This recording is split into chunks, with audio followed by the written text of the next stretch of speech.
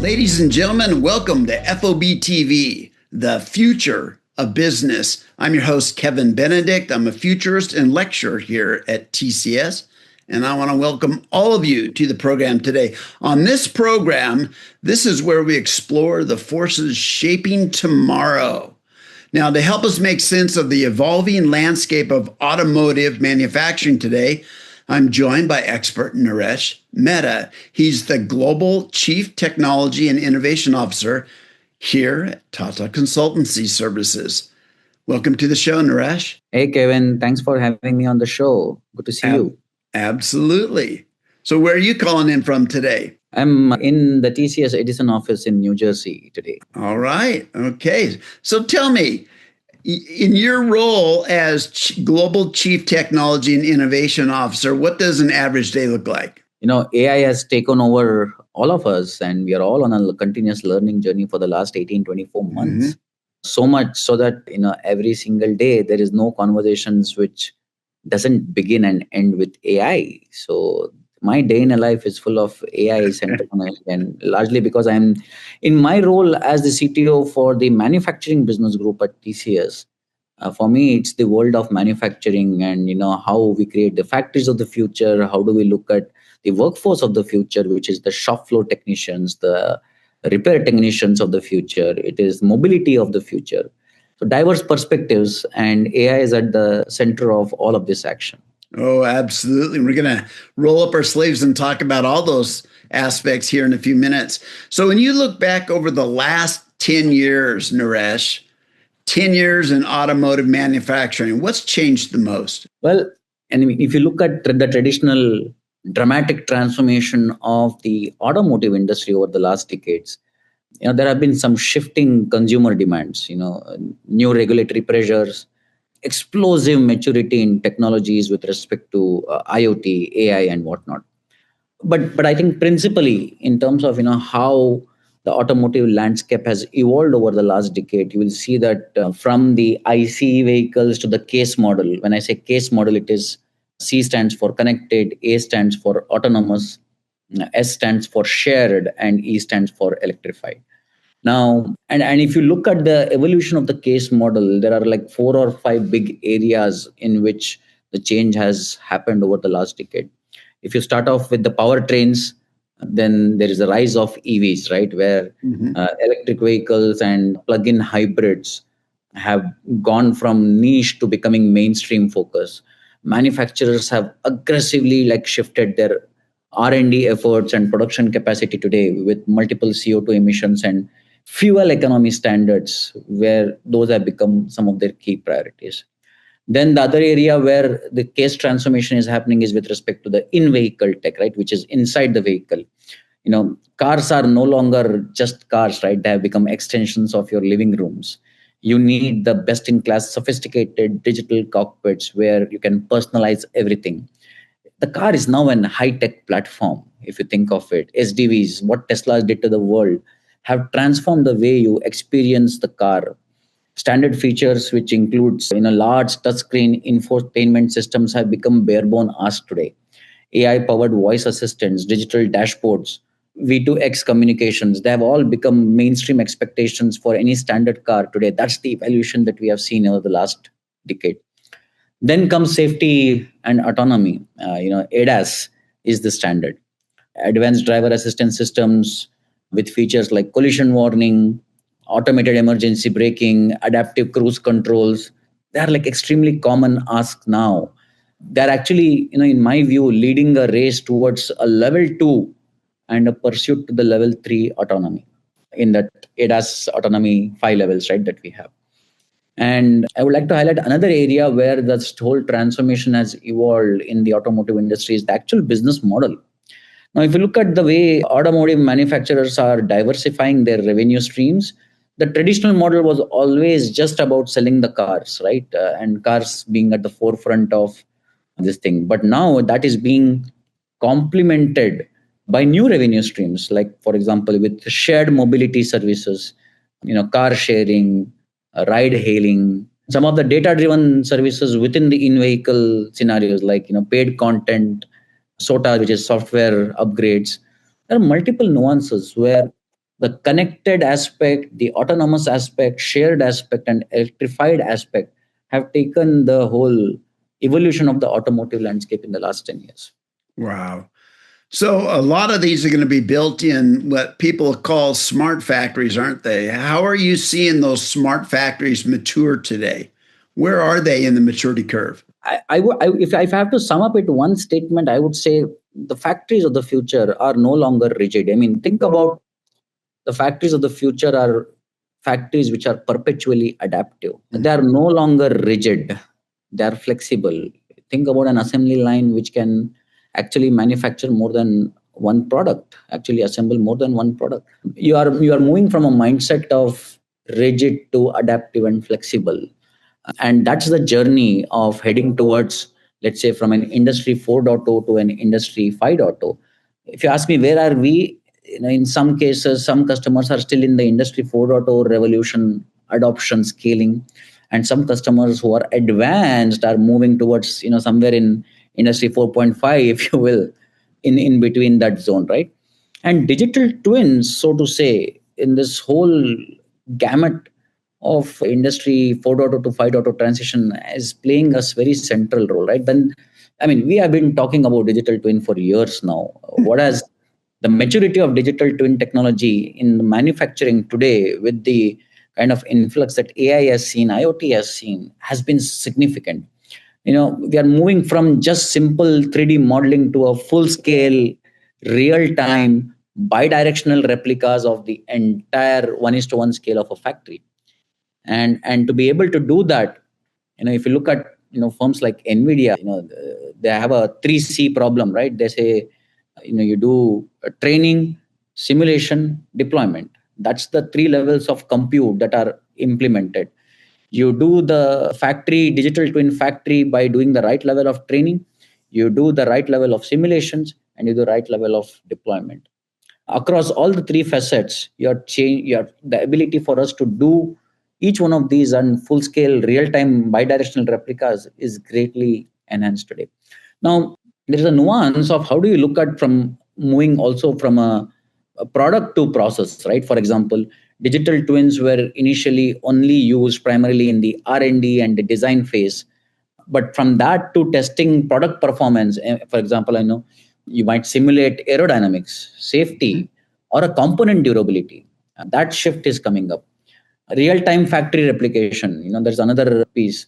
The technology has matured so much today that we are able to create process twins which are virtual replicas of the entire production line or a factory floor.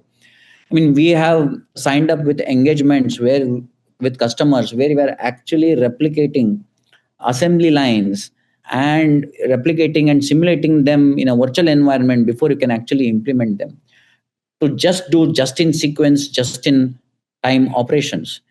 Picking up the raw materials from a particular aisle, bringing it to the assembly line just in time, just in sequence, through creating replicas of that in a virtual environment and then deploying that.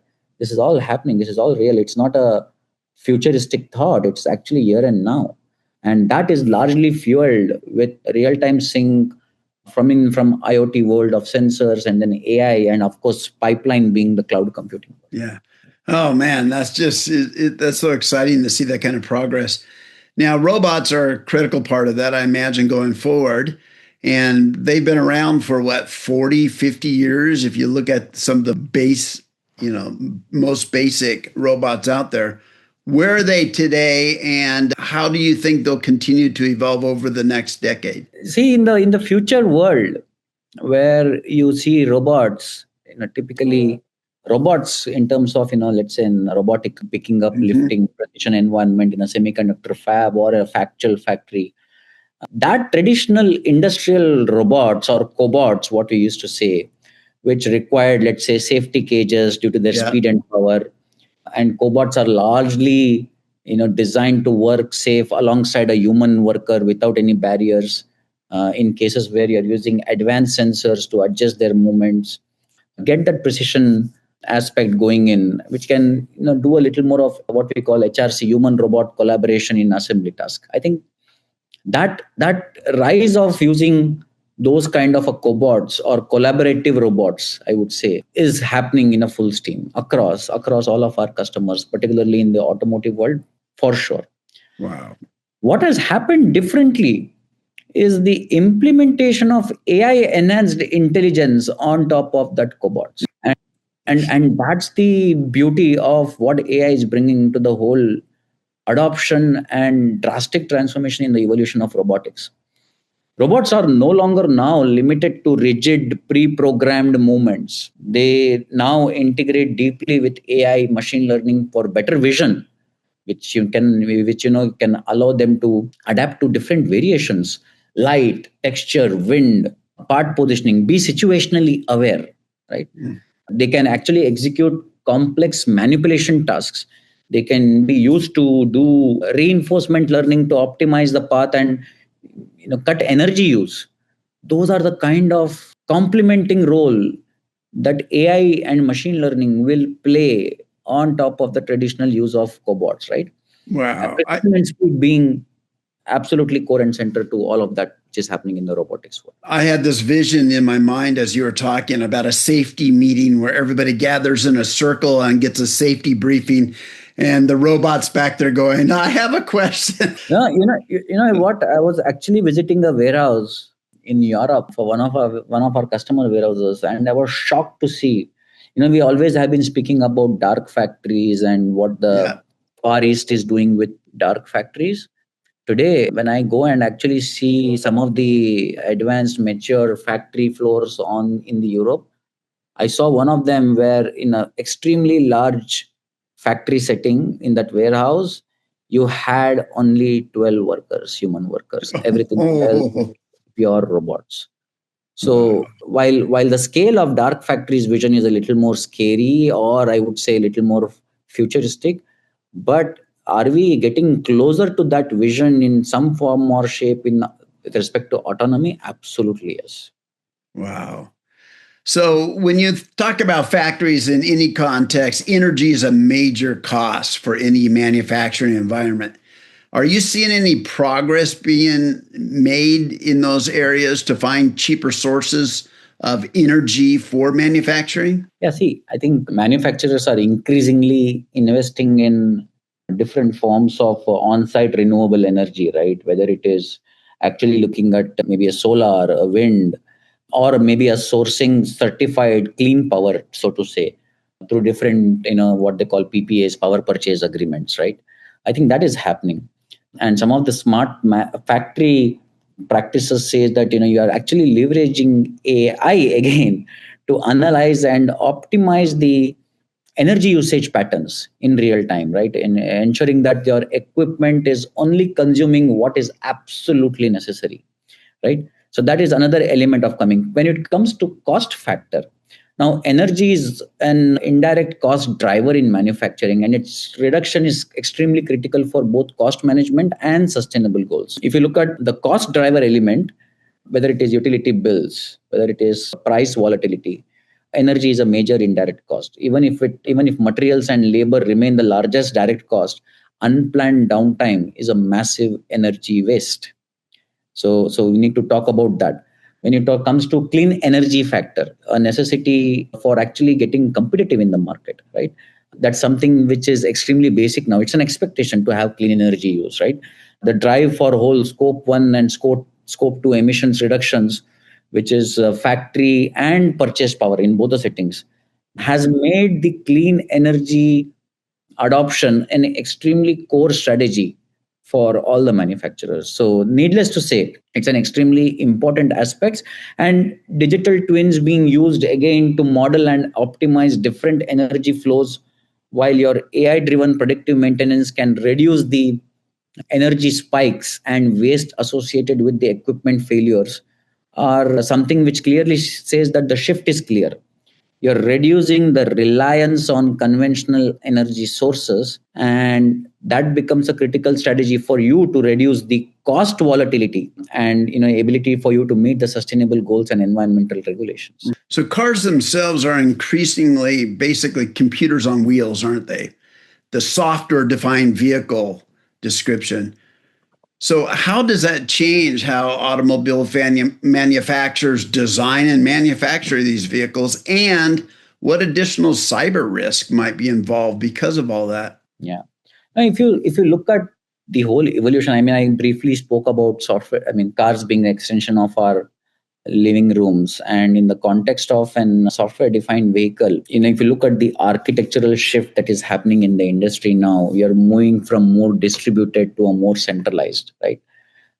Traditional cars rely on probably dozens and dozens, sometimes even more than 100 specialized ECUs, which we call it as electronic control units. Now, each ECUs will basically look at a single or a limited function, whether it could be for a power window or for a wiper.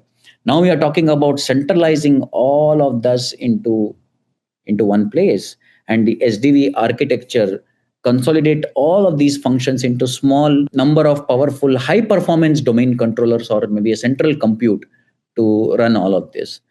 That architectural shift has taken the entire industry with from an SDV standpoint into deriving new capabilities and benefits, right? Now you talk about over the air updates, you talk about functional upgrades, you talk about decoupled software and hardware, then you talk about real time data collection.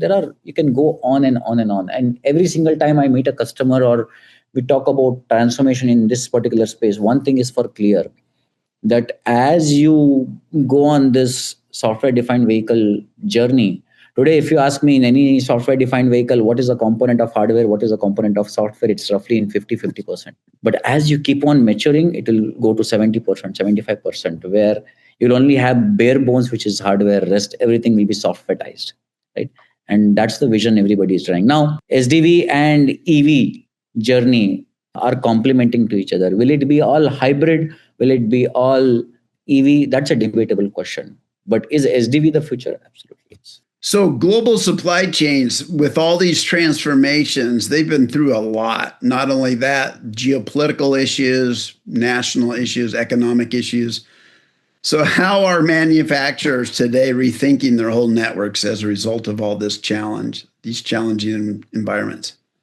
That's a very broad question, but a very important and a timely. Are there some broad trends we could talk about?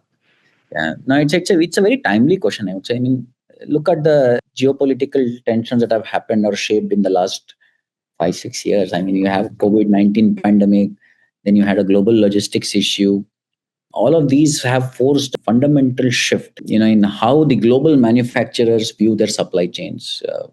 It's not just a play of any more cost efficiency alone. You are prioritizing resilience and risk management more than just the cost efficiency. Yes, and that's what defines the global supply chain resilience strategy shift, I would say.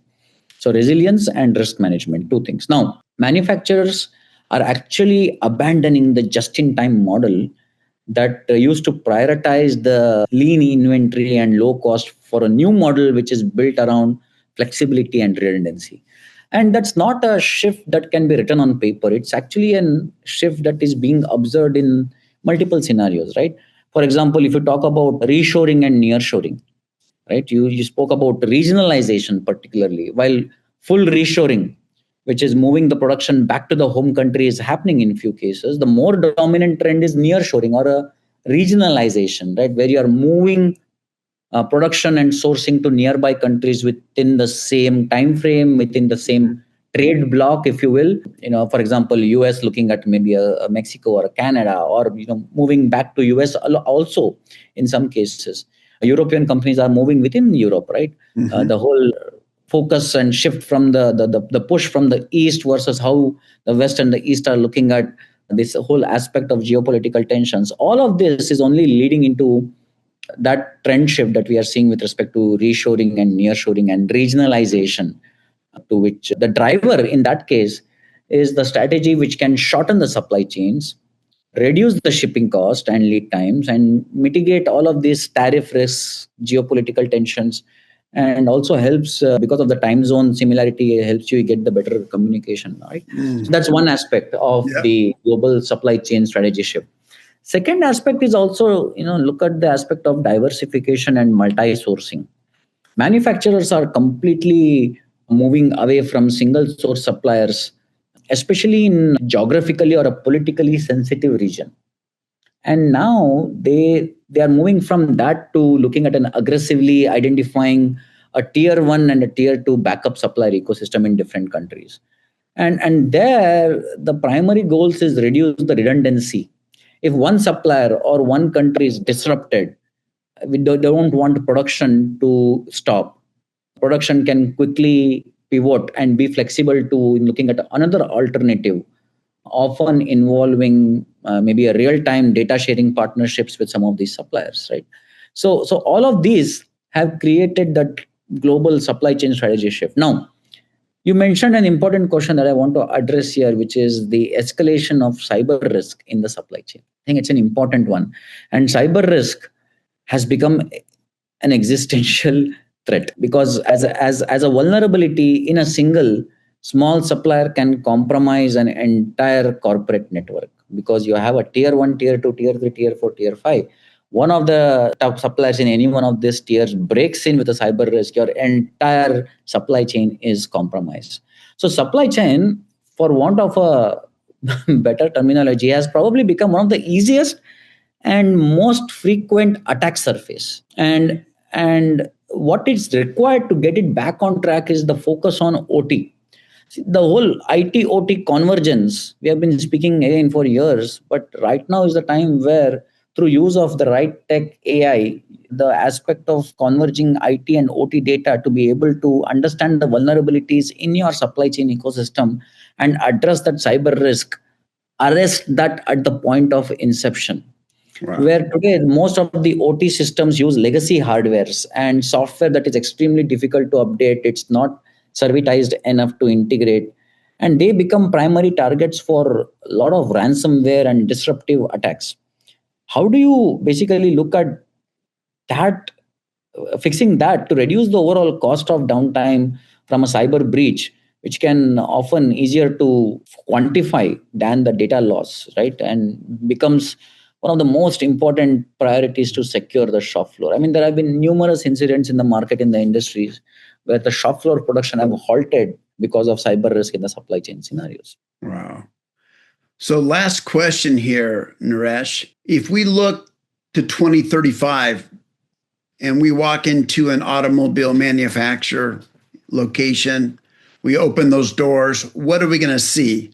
What are we going to hear? What are we going to smell? What's it look like and how's it different? Hey, painting, I mean, you're acting like a true futurist, but trust me. See, the automobile factory of 2035 will fundamentally be redefined by three factors. One is the shift and the increased levels of SDV. I'm just trying to summarize all of that video. Yeah. Then there is total digital integration and a mandatory sustainability measure. Now, you said you open the doors. What are we going to see? Are we going to see dark factories in 2035? Absolutely, yes. Are we going to see autonomy levels of a dark factory to 100%? I have my doubts. I mean, as a point of view, if I have to take my view, the future is not just agents and robots and humanoids and quadrupeds. The future is human plus robots. The future is human plus agents. And that will drive the whole transformation. I vision in 2035 a scenario where there will be a teleoperation centers where humans will train robots remotely and be able to handle, maneuver, do things in a better way. I envision a scenario wherein which digital twin will become central to any single area or piece of work in a factory floor. They'll become the real-time operational brain of a factory, handling both the physical production and the supply chain coordination. I envision agentic transformation of the shop floor operations where the level of autonomy could be upwards of 70-80%.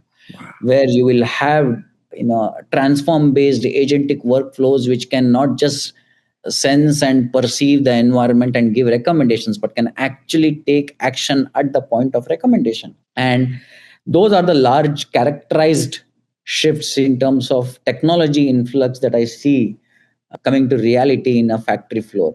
And the whole product and the production shift that would happen is all of these would eventually enable you to do much more flexible assemblies, much more modular assemblies, within the umbrella of sustainability and resiliency at large. Oh, that's a beautiful picture. I'm looking forward to seeing that. Naresh, I want to thank you for joining us today, giving us your inside insights on what you see out there all around the world. Thank you very much. Thanks for having me.